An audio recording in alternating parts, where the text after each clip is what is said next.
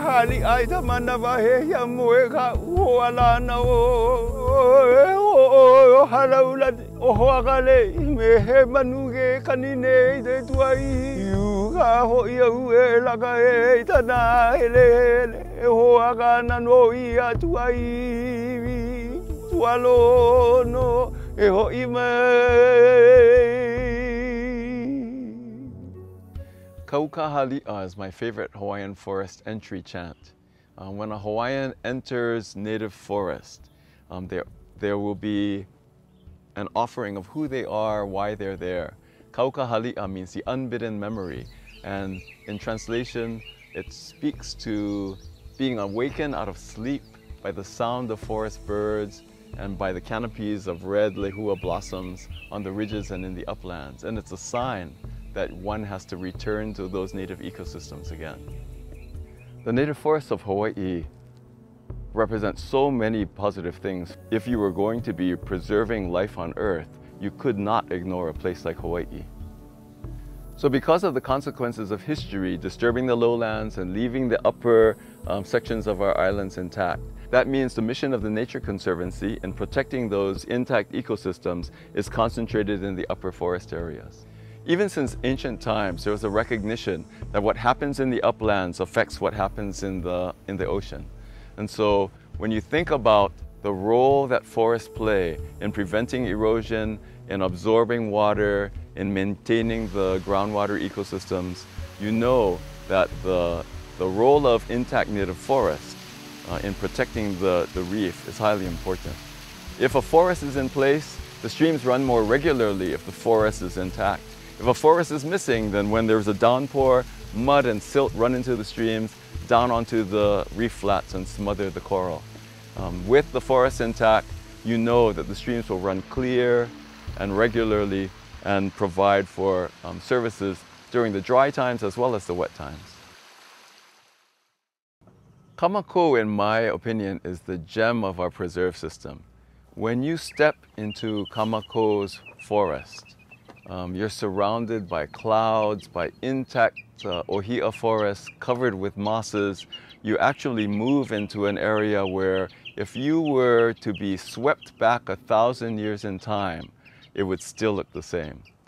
It is an amazing place full of native plants and animals, bog ecosystems, amazing cliff faces looking down into the north valleys of the island.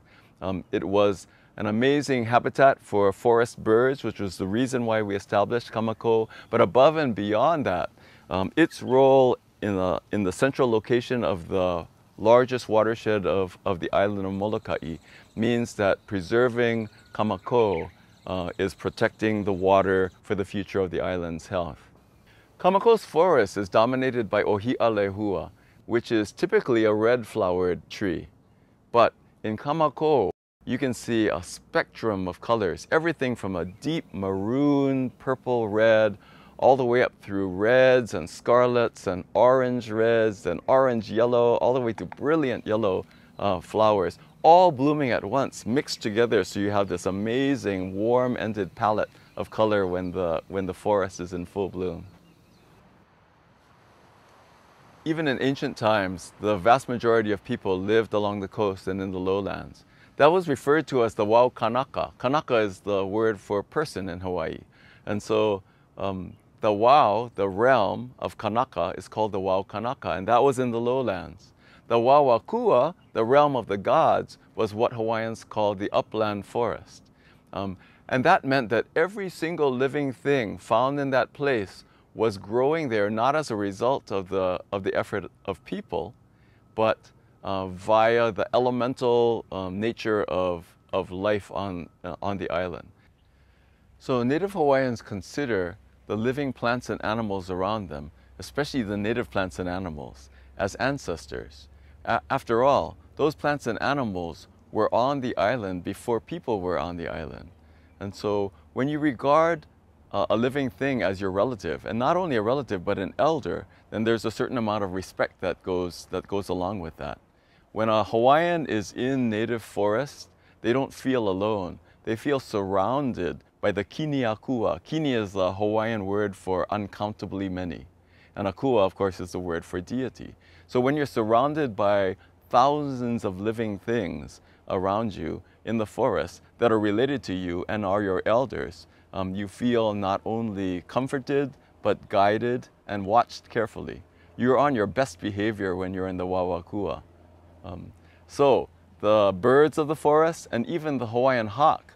The hawk, for example, is a symbol of royalty. Hawaiians consider the hawk an exalted figure, hovering in the sky above you, watching what was going down on the ground below. It is as if they were the ali'i, a chief responsible for the goings-on of the world around them. And it's good to know that there's habitat for the Hawaiian hawk, protected in perpetuity by the preserves of the Nature Conservancy. When the Nature Conservancy started in Hawaii over 35 years ago, private conservation was really just a concept. There were public lands in protection, but there was really no private participation in that stewardship of our incredibly important native forests and lands. In the 35 years that followed, the Nature Conservancy has worked to protect over 50,000 acres in private nature preserves and helped to add over 200,000 acres of land to public protected areas as well. We've worked to develop collaborative partnerships with landowners and agencies to steward our upland forests. And those watershed partnerships now cover over half the state.